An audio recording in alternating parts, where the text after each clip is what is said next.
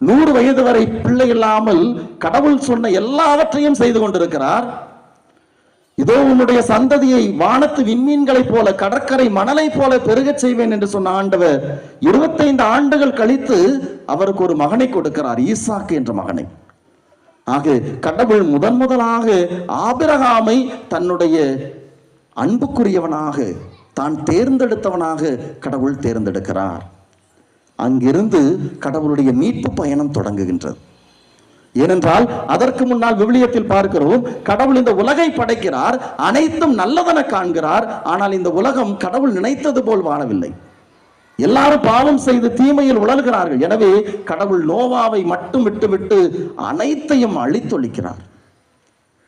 எனவே இந்த வகையில் வருகிற பொழுது கடவுள் தன்னுடைய ஊழியனாக ஆபிரகாமை தேர்ந்தெடுக்கிறார். அவர் வழியாக ஈசாக்கை கொண்டு வருகிறார். ஈசா